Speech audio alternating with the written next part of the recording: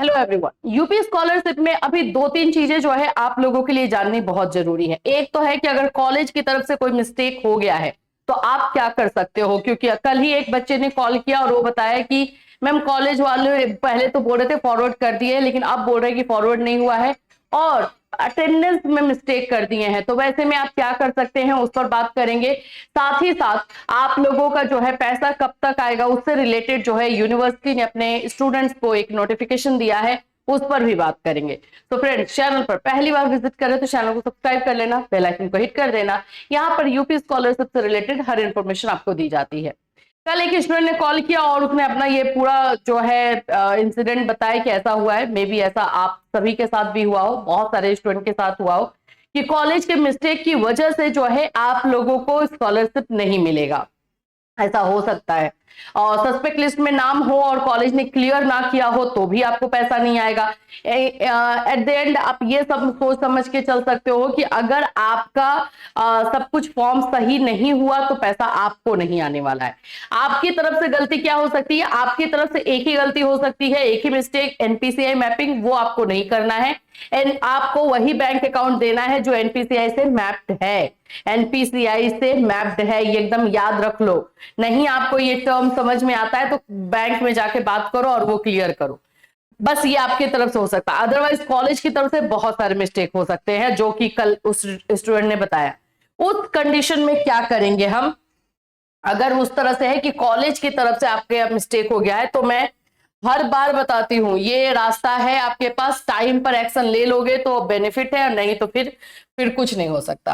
अगर आपको कॉलेज वाले ने अटेंडेंस गलत डाल दिया है या फिर फॉरवर्ड नहीं किया या सस्पेक्ट लिस्ट में नाम था उसको सही करवा के नहीं दिया, ऐसा अगर कुछ भी हुआ है तो सबसे पहले तो बाबू आप 1076 पर कंप्लेंट डाल दीजिए अपना कि मेरा कंप्लेंट डालिए, पूछिए कि मेरे स्टेटस का क्या है, कब आएगा, सही होगा कि नहीं होगा, क्या प्रॉब्लम है, वो एक क्लियर कर लीजिए।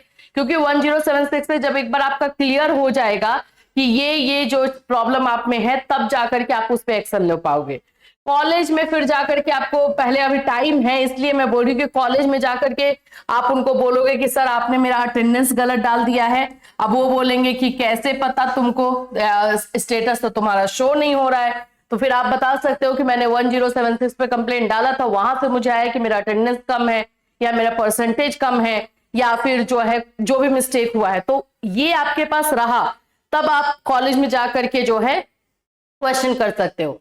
अब वो कॉलेज वाले क्या बोलते हैं अब वो आपको देखना। अगर वो नहीं सुन रहे हैं तो आपके सामने में जो आपका DWO ऑफिस है, एक और चीज ये कर सकते हो कि अगर आपके सामने में जो ये वाला कंप्लेंट अगर आंसर नहीं आ रहा है तो आप ये दूसरा ऑप्शन ले सकते हो कि आपके आसपास में जो भी DWO ऑफिस है, आप समाज कल्याण विभाग है, वहां जाकर के एक बार पता कीजिए।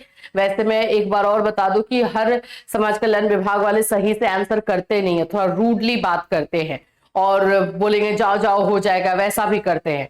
तो इसीलिए मैं ये वाला ऑप्शन पहले रख रही हूँ कि ये कंप्लेन वाला है तो ये लोग कर लेंगे, सुन लेंगे।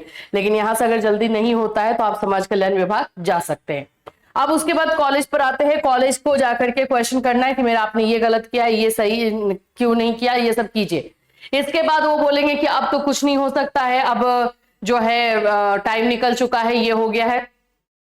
अगर आपके ज्यादा स्टूडेंट्स है आपके साथ और उन सभी के साथ हुआ है तो आप लोग तो भाई डीएम को जाकर के एक लेटर दे सकते हो। डिस्ट्रिक्ट मजिस्ट्रेट जो होते हैं उनको लेटर दे सकते हो कि हमारे स्कॉलरशिप हमारा नहीं आ पाएगा बिकॉज ऑफ हमारे कॉलेज ने ये मिस्टेक किया, तो उस पर एक्शन लिया जाता है। डीएम अगर चाहे तो वो एक्शन ले सकते हैं और उस कॉलेज से, क्योंकि टाइम है, अभी मैं बार बार बोल रही हूँ टाइम है, 31 मार्च तक का टाइम रहता है। तो अगर डीएम चाहेंगे और ज्यादा स्टूडेंट कहने का मतलब कम से कम 10 स्टूडेंट अगर हो जाते हैं तो वो जो है समाज कल्याण विभाग में बात करेंगे, कॉलेज से भी बात करेंगे और उनके लिए एक मौका दिया जाएगा कि इन बच्चों का आप सस्पेक्ट लिस्ट से या फिर जो भी मिस्टेक है उसको करेक्ट करके भेजिए वहां पे। तो ये एक चांस हो सकता है। लेकिन अगर आप अकेले हैं तो फिर क्या करेंगे? तब कॉलेज से रिक्वेस्ट कीजिएगा कि प्लीज मेरा जो है सही कर दें, और नहीं होता है तो बाबू फिर मैं मतलब निगेटिव इंफॉर्मेशन नहीं दे रही हूँ, लेकिन फिर चांसेस कम है, फिर वेट ही कीजिए कि आपका स्टेटस अपडेट हो जाए और आपको पैसा आ जाए। बस यही है। जो सही है, जो अभी तक हमने देखा है, जिससे बच्चों का पैसा आया है, जो एक्शन लिया गया है, उसके अनुसार ही मैं बता रही हूँ। एक जो नोटिस की बात हम कर रहे थे वो ये नोटिस है जो कि क्लियरली यूनिवर्सिटी ने अपने स्टूडेंट्स को दिया है। सभी छात्र छात्राओं को सूचित किया जाता है कि आगामी 18 मार्च 2026 दिन बुधवार को छात्रों के बैंक खाते में छात्रवृत्ति की धनराशि प्रेषित की जाएगी।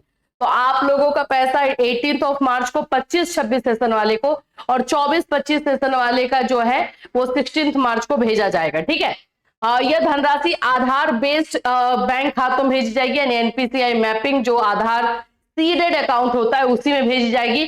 साथ यह भी संभावना है कि बृहस्पतिवार के दिन यह धनराशि छात्रों के खाते में पहुंच जाएगी।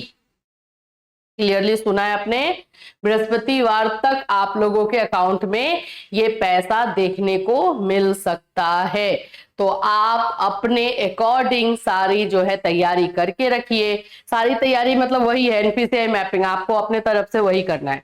तो जस्ट वेट कीजिए कि जल्द से जल्द जो है ये आप लोग का डेट आए और आप लोगों को सभी को पैसा आए। फिर भी नहीं आता है तो फिर बताइएगा, उसके बाद हम लोग बात करेंगे वहां पर फिर क्या रीजन निकल कर आ रहा है वो भी आपको बताया जाएगा। तो अभी फिलहाल के लिए कॉलेज के थ्रू जो भी मिस्टेक हुआ है उसमें मैंने आपको रास्ते बता दिए कि यही रास्ता है, इसके अलावा कुछ नहीं है। समाज कल्याण विभाग जाके एक बार पता भी कर लो कि और कुछ वो रास्ता बता सकते हैं तो मे भी आपके लिए हो जाए। ठीक है, इससे रिलेटेड कोई और अपडेट आपको इसी चैनल के माध्यम से हम इन्फॉर्मेशन देते रहेंगे। फिर मिलूंगी, चल रहे टेक केयर एवरीवन।